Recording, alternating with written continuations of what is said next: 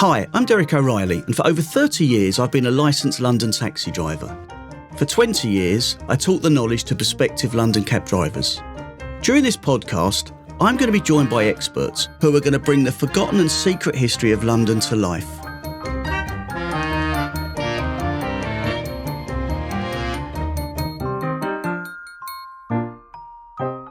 Today I'm joined by a friend who's a bit of a movie buff, and he's going to take me to some of the places in London where famous movies have been shot.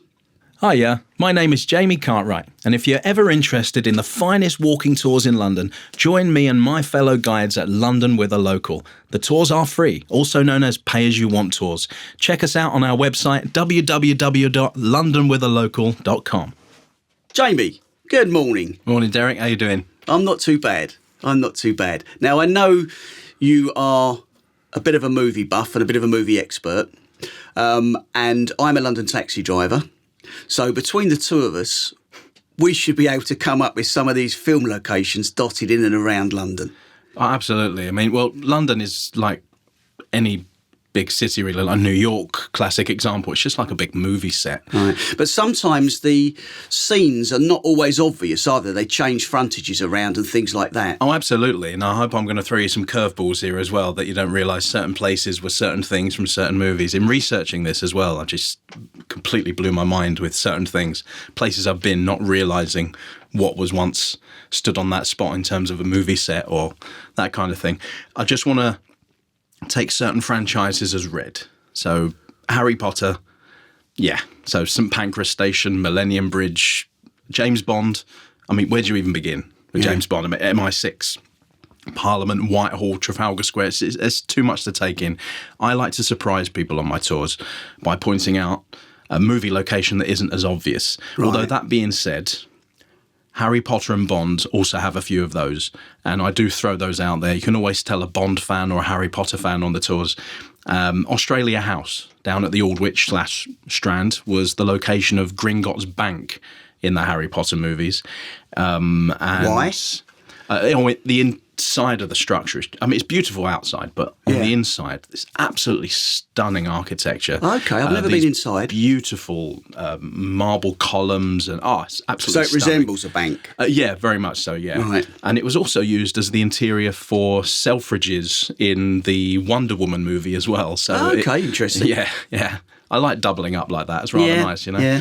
And also, if you go up the road to Whitehall, for any James Bond fans, where James Bond is stood on the roof at the end of the movie Skyfall overlooking Westminster, that's the Department of Energy and Climate Change on Whitehall. Whenever I tell Harry Potter fans about Gringotts or James Bond fans about that corner of the structure, that's when they lose their mind, you know. So those are kind of the, let's say the secret weapons, as it were, for some of the tour guides. But I mean, for example, as soon as you mention a movie franchise or even an actor within the vicinity, you know, it's over as a tour guide. Like a few months ago, I was signing people up for a Jack the Ripper tour up at Tower Hill, and a tour guide friend came running over and said, "Tom Cruise is over there." It was on the other side of Trinity Square. He was by the Four Seasons Hotel. They were Tower Hill, yeah, he was filming Mission Impossible, one of the latest movies. I lost half my group there and then. Well, Jaime, you or Tom Cruise? Well, you know, yeah, I'd like to think, that it was sort of, he'd win 51% of the vote, but at the same time, it took me ages to bring him back. It's like herding cats. It's like, guys, can I, I'm really sorry to do this to you, to pull you away from Tom Cruise for the night. But so whenever they're filming or anything like that, you kind of... So it's a taken that the sort of franchise films generally use sort of specific areas of London. Yeah, I mean, Mission Impossible, let's start with that one, because I love the Mission Impossible movies. Okay. But when one thinks of Mission Impossible, we think of like technology way beyond modern standards, like communication devices used by those select few who have access to it. However, in the first Mission Impossible movie, bearing in mind that was 1996, it's not that long ago, really. Yeah. Tom Cruise, a.k.a. Ethan Hunt, heads down the far staircase at Liverpool Street Station and puts a payphone to his ear. And for any younger listeners, yes, would you believe it? There were once phones that you had to stay in one place to use. Yeah. And you couldn't send out pointless social media messages on them. I mean, we lived like cavemen, Derek. I mean, it was ridiculous, really. If you head down into Liverpool Street Station now, you'll find cash machines in place of those so phones. the phone boxes are gone. Yeah, and just think, with contactless payments over the next decade or so, who knows, those cash machines may become obsolete as well. Speaking of payphones, they love a payphone in Mission Impossible. If you go to Great Windmill Street in Soho, stand in between the notorious Windmill Table Dancing Club and the McDonald's on the corner of Shaftesbury Avenue. You've got, there used to be 3 red telephone boxes there, one of which Tom Cruise ran in to use in, I believe... They've left a few of them dotted around London, but unfortunately people tend to use them as public urinals and things like that. Yeah, that too. That, and mostly for photo opportunities as well. Yeah. That was used in Rogue Nation, I believe, one of the Mission Impossible movies. Oh, right. Yeah. If you carry on with a Mission Impossible sort of tour... you could just take a walk to Piccadilly around there, head up Regent Street and a little cheeky left onto the gorgeous little street, Eyre Street. Oh, I know Eyre Street, yeah. And there's a dry cleaners there, and that was used as the record store where Ethan Hunt goes in and is told about his next mission when he goes into the old-fashioned record booth in that movie.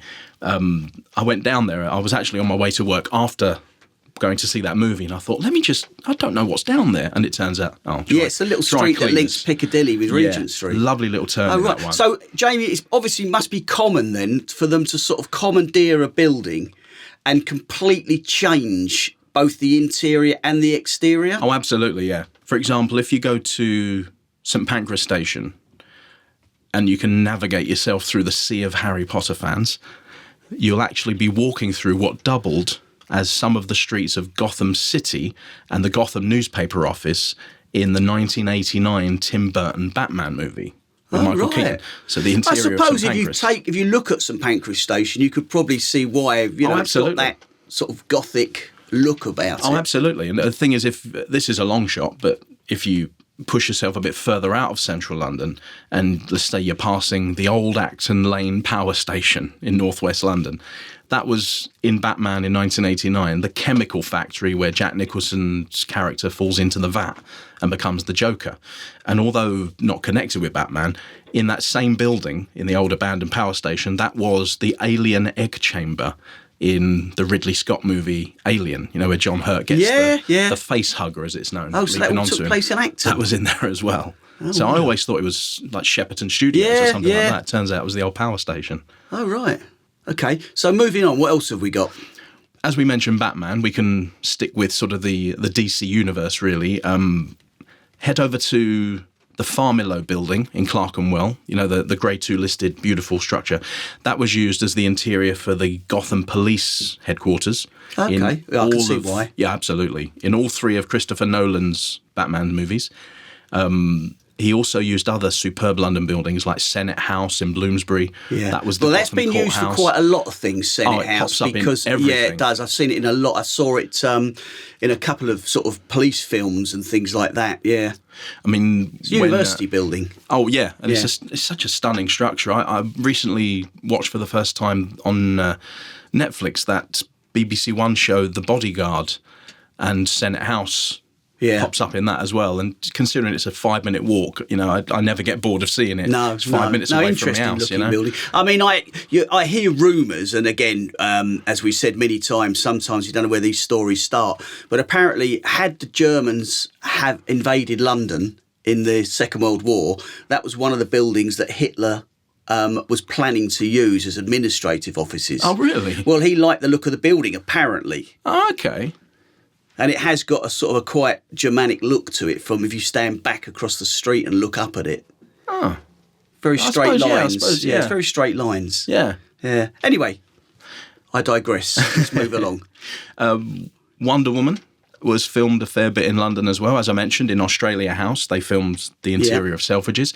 But just around the corner from us in Bloomsbury Square, there's Victoria House. And that was the exterior of Selfridges, as it were.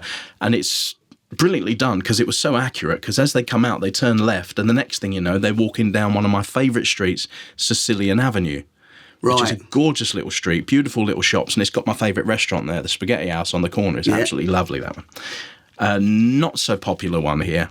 One of my heroes, Christopher Reeve, the only Superman, as far as I'm concerned. No disrespect to anyone else. But in 1987, he donned the cape for Superman 4, The Quest for Peace, which is not the greatest movie. However, if you head around the side of the Aldwych, you'll find the old abandoned tube station. Yeah. Strand Features station. in a lot of films. Yeah, and the interior was the American subway station where a train driver collapses at the controls of a speeding train, and luckily Clark Kent was around to get into his tights and save the day. Right, so that was the Aldwych. Right, Yeah. okay. They filmed a few movies again. down I've there. seen, so have I. Yeah. Quite a lot of war films are featured there. And another great icon of London is Sherlock Holmes. And that was before the movies were even invented. Right. But Sherlock Holmes, everyone thinks Baker Street, but of course they can't film down there now because No. it doesn't look as Victorian as it could. They've got the Sherlock Holmes Museum down there now. So presumably then they've got to find places in London that haven't changed as much as others. And I mean, Baker Street's all sort of modern glass buildings. Yeah, and that absolutely. If you head over to... Although you've got the more modern Sherlock with Benedict Cumberbatch, so they can, play around there a little. But their 221B Baker Street door is 187 North Gower Street, just off of the Euston Road. Oh, right, okay, yeah, I know North And Gower Street very you'll well. see the exterior of it. And I'll just say to everyone, please don't knock on the door. It's actually somebody's house, Okay. not Sherlock Holmes. And you get the exterior shot in every episode, but beside it, there's a cafe called Speedy's in every episode, but the cafe's real. Right. So head on in there. I'd definitely recommend heading on in there. Just don't knock on the door. Can I interrupt you slightly there? While we're on the subject then of doors, can we jump to Notting Hill? Oh, the blue door. The blue door in Notting course, Hill. yeah. Because the amount of times I've picked people up in the taxi and they've said, could you take me to the door in Notting Hill? And to my deep embarrassment, I can never actually find it. Oh, that's Westbourne Park Road in West Right. London, 280 Westbourne Park Road. I hope the owners of the property don't mind me saying that. Sorry about that. The owners of the property actually got so sick of people making a pilgrimage to the house that they painted the door black Oh, right. to actually disguise it. It's gone back to blue now, but I couldn't blame them for No, painting absolutely. it black in the first place, Although, sticking with comedy there, one of my all-time favourites is A Fish Called Wanda. They Right. filmed a lot through London. That lovely house that Michael Palin's character lives in is Aubrey House in Maida Vale.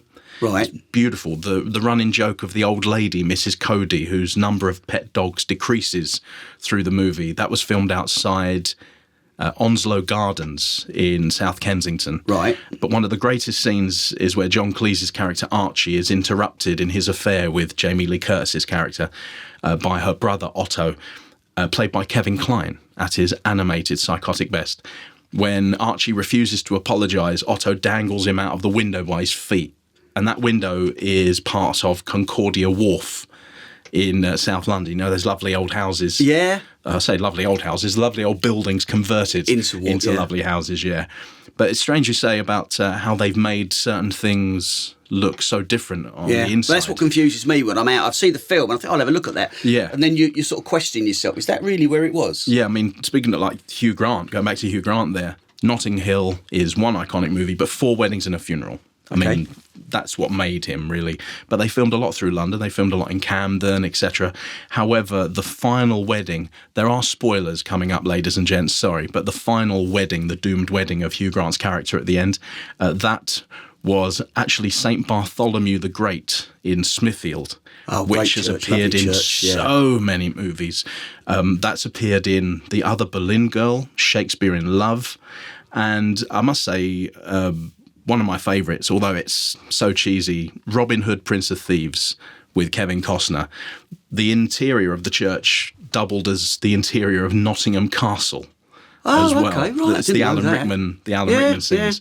Yeah. And just as an aside, a little shout out to an old family friend who's no longer with us. He was one of my dad's best pals, an actor called Walter Sparrow. He was in that movie. He played Duncan, Robin Hood's faithful blind servant in that film. He passed away in 2000. Just want to say, big shout out. We miss you, Wally. We love you. Well, let me ask you something. Every time I come down Piccadilly, I get towards Piccadilly Circus and I want to howl. I keep thinking of Why is the that? American Werewolf in London. Oh, you've hit upon one of my favourites there. I mean, that's... Well, firstly, Piccadilly, those scenes, one thing. But when I'm in Tottenham Court Road Station, I don't want to be on that platform on my own.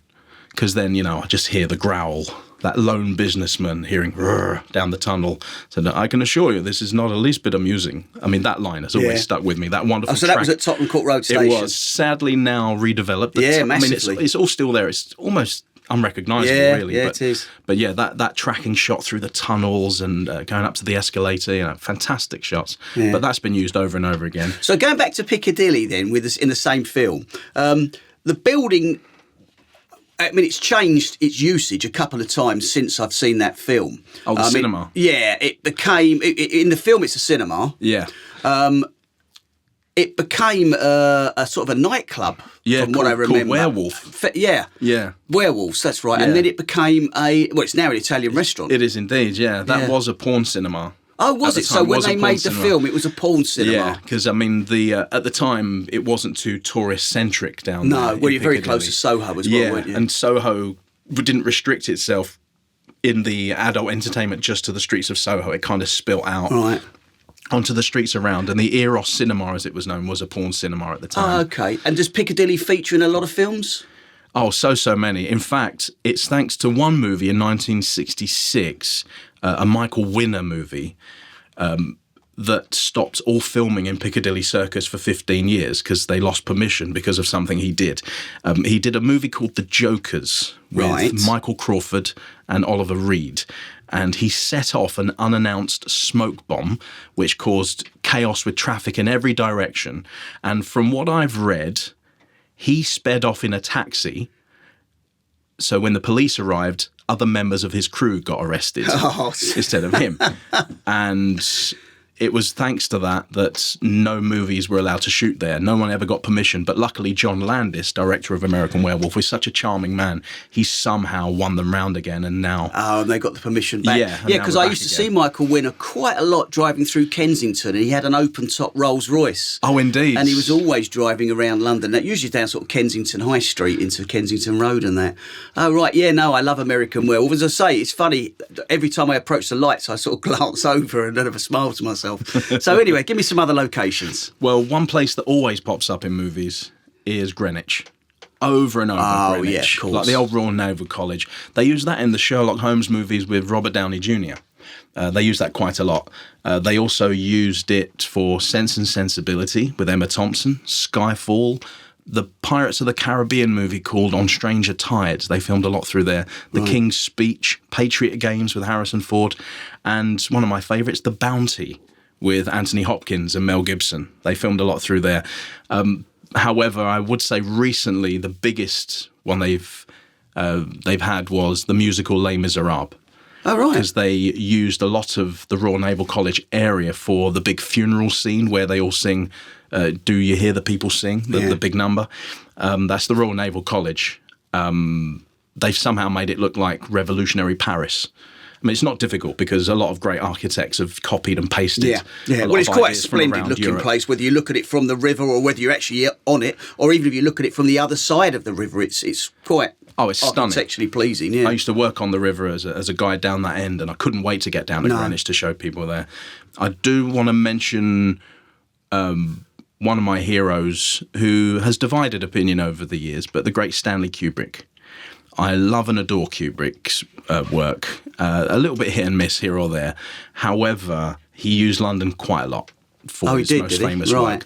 Give me some examples. This one blew my mind. I didn't know this. If you were to walk through the Isle of Dogs in East London, but in 1985 and so that's prior to the development. So it was a wasteland at the time. But if you were to walk through in the mid-80s, you would actually be walking through the mock-up of the Vietnamese city of Da Nang, which was in Full Metal Jacket. Oh, wow. So he actually built the city there on what was wasteland? Yeah, that's what it was. And I didn't know that. I didn't know that at all. I've seen that film a few times. And the redevelopment didn't actually begin until the year after they moved the crew away. So in 1987, that's when the exploded, Isle of Dogs became what it is now. If you head a bit further east of there, you go to the old Beckton Gasworks, which at the time was a bit of a wasteland since the building closure. But that patch of land became the ruins of Hue City, Vietnam, as well. Another location for Kubrick's Full Metal Jacket as well. I mean, his eye for locations was stunning. And the perfect example is, once again, a movie that has divided people, but Clockwork Orange. I mean, it's wonderful performances all round. The bit brutal, but yeah. Oh, yeah, and amazing direction. But for me, as I've got older, I've realised that the locations are the real Well, I stars suppose, of that yeah. movie. I mean, I taught the knowledge to a guy who was actually a location manager. Oh, really? And he said the work was erratic, so he did the knowledge so he had his taxi licence whilst he was doing both jobs. Ah, I see. So it was interesting talking to him. But going back to Clockwork Orange, because that was sort of quite a brutal film and it needed brutalistic sort of architecture, didn't it? Oh, absolutely. And there's a lot of that around London. I mean, look at the National Theatre, and there are still some brutalist pieces in the city. But they couldn't film well, even there. the Brunswick Centre, not far from us, could be classed, yeah. And I'd say the greatest example of still in existence, the brutalist architecture has to be down in Thamesmead. Oh, right, yeah. Which was a new development at the time. And when they started filming there in 1970... So Kubrick went to Thamesmead to film A Clockwork Orange? Specifically for this. Okay.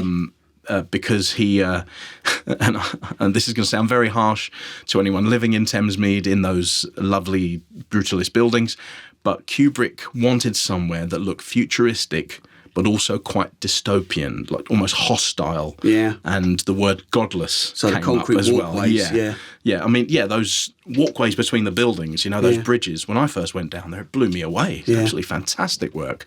How at the same time I did get a great sense of almost claustrophobia. Yeah. It's very unusual architecture, and I'm so glad that they nipped that in the bud when they did. I can't imagine London being completely absolutely, yeah. No, but they filmed a lot of that. Especially, there's that one scene where they're walking menacingly, Malcolm McDowell and his gang, and they're walking down the side. So they've got their white boiler suits on, and the bowler hats and the canes. That's Bintsey Walk by Southmere Lake in Thamesmead. Right, it's not an area, I'll be honest with you, you don't get much work down there in the cab, and it's not an area I know that well, to be fair. No, I've only been down there a couple of times over the years. A friend of mine lived down there. I know it's growing down there, because of the Woolwich Arsenal and the development, the Riverside development, so... Oh, right, it's interesting to know. Jamie, can I throw a couple at you? Absolutely. Yeah, I'm going to give you one. Mona Lisa. In the scene where he's in the lift protecting her. Yeah. And somebody attacks him or tries to attack him with a razor. Do you know where that was filmed? No, go on. Right, that's Trinity Court on Gray's Inn Road. Oh, just round the corner from us? Absolutely. Was it really? Yes, it was. Oh, fantastic. So, just going back to the Bob Hoskins, so that was Mona Lisa. Now, the other film was The Long Good Friday. Perfect. Now, most of that was shot in Docklands. Yeah. Again, before Docklands was redeveloped. Yeah, it's unrecognisable. So when I watched the film, and I watched it quite recently, you look and you try and work out where it was actually filmed, because most of that now has gone and been rebuilt. Yeah, there's a certain part of St Catherine Docks that's still there, like the little footbridge. Well, it's where he drives the car over the bridge as well. That's still down there. That's in St Catherine's Dock. Yeah. My favourite shot has to be, and it's just purely iconic, Bob Hoskins looking out to the river and Tower Bridge behind him. I mean, that's just London personified. Yeah, Bob Hoskins and Tower Bridge. I mean, define London. And his character was Harold, if I remember right, in the movie. And one of his businesses is his casino, and that's in Catherine Place, just off of Buckingham Palace. The church where, Eric the chauffeur heads down the stairs and to his car for the final time. Spoilers, sorry about that. That's St George's Church. St George in the East, I believe. It's still there. On the highway? On the highway, yeah. And Cable Street. It's in Cable Shadwell. Street, yeah. Shadwell, yeah. And if you head down, and this is... So many movies have been filmed here, and this is almost tour guiding 101, I'm afraid. But if you go down to the Strand, you'll find the Savoy. I'm going to pull you up there. Go on. I got told off the other day for calling it the Strand. Oh, yeah, did I say the Strand? You called it the Strand. Sorry, it's actually Strand. Sorry, Strand, I apologise. I had never realised that in 30, 40 years of being in London, I've always called it the Strand, but I don't anymore. It's called Strand. It's in the song, isn't it? It's the musical song, Let's All Go Down the Strand. Strand, yeah. Anyway, carry on. I apologise. But yeah, the exterior of the Savoy is, again... No spoilers this time. I just can't do it. But it's one of the most memorable endings in British movie history outside the Savoy. So with Bob Hoskins just there. Once again, I can't spoil it. It's too good. But yeah, when you watch the movie, you'll never look at the Savoy the same way again. A few years ago, I was heartbroken because I heard that they were filming down there, and I heard what the project was, and I couldn't make it because I was working. It's where they were filming scenes for the John C. Reilly and Steve Coogan movie Stan and Ollie, where they played Laurel and Hardy, and they were filming outside the Savoy because that's where Laurel and Hardy stayed when they were in London. And I just would have loved to have gone down there, but I'm a bit of a fanboy of Laurel and Hardy. Yeah. What about Trafalgar Square at the end of the Strand? Oh, well, that's popped up everywhere in so many movies. American Werewolf, they're walking through all the pigeons. Yeah. It's where he's trying to get arrested so he can be locked away because he knows he's going to turn into a werewolf. It's actually where, according to the legends, where all the artists still draw in chalk on the pavement outside the National Gallery up on Trafalgar Square. Apparently on a trip to London, Walt Disney saw these guys, made a mental note of it, and then years later, making Mary Poppins, he thought of that and then got Dick Van Dyke character to do that. Then they leap into the drawing. Interesting, isn't it? Yeah, so it's a little connection with Trafalgar Square and Walt Disney there. Yeah. And you've also got the National Gallery on Trafalgar Square. That's in there. They filmed one scene for Skyfall. That's where Bond and his new quartermaster are looking at the painting, which is a Turner painting with a long old title. They were not one for shaving things down back then. It's called The Fighting Temeraire Being Tugged to His Last Berth to Be Broken Up. That's the name of the painting. I think I've seen the painting. Yeah. It's a ship. Yeah, it's a ship. Yeah. It was one of the ships that was sort of battered during the Battle of Trafalgar. But yeah, that's what they're looking at. And rather symbolically, I think that's what represented Bond in the movie, because he was a battered old warship. Oh, right. As it were, yeah. Me and symbolism, we don't really go hand in hand, but that one I got, Are the films confined, or the locations confined to central London?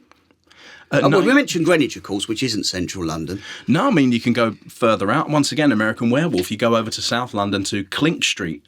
Right, by the Clink prison. I mean, just round there is where they had the finale of the werewolf and the, again, spoiler, but where he is cornered by the police awaiting the inevitable bullet. Yeah, because one of the things I always do, particularly if it's an old black and white film, I try and freeze it and look at the imagery and compare it to what the London that I know of today.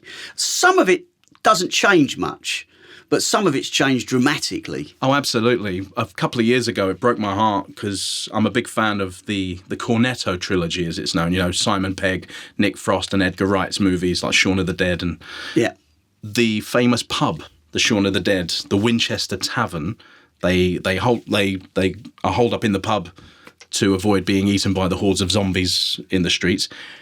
And that was a real pub, but it was the Duke of Albany on Monson Road in New Cross in South London. And unfortunately, I made the pilgrimage, and I'm going to tell everyone, don't bother, because it's now flats.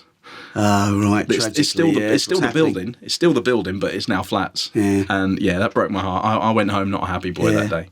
Yeah. No, some places don't change. As I say, the river and obviously Big Ben and Trafalgar Square, when you see those in a 1930s black and white movie and you see them now, they haven't really changed that much. The buildings have been cleaned up, etc. But when you move east, for example, to Canary Wharf and the Docklands, they're unrecognisable. Oh, 100%, yeah. 100%. Yeah. But have you got any gems to finish off with today?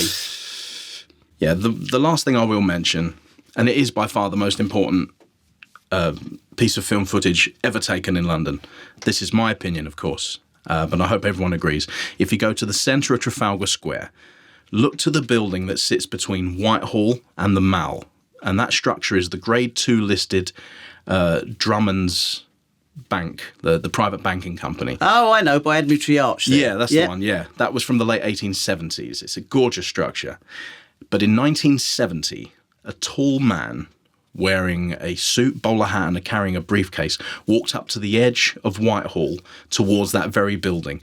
And in this scene, albeit very brief, he was stretching out his ludicrously long legs in an overly animated fashion. That's because that man was Monty Python's John Cleese. Ministry and of Silly That building Walks. was the Ministry of Silly Walks. Oh, what a and they great don't story get to end more with. important than that. I've only just scratched the surface. Yeah, well, listen, as you said, London's so vast, there's been so many films Yeah. made, but it was just an interesting chat on the subject. Lock, Stock, Snatch, Train Spotting. Yeah. The original Bedazzled with Peter Cook and Dudley Moore, Passport to Pimlico, Atonement, the original version of The Lady Killers. There's way too many endless. to fit into to half hour. Jamie, great stuff. Once again, thank you very much indeed. Cheers, mate. It's been a pleasure.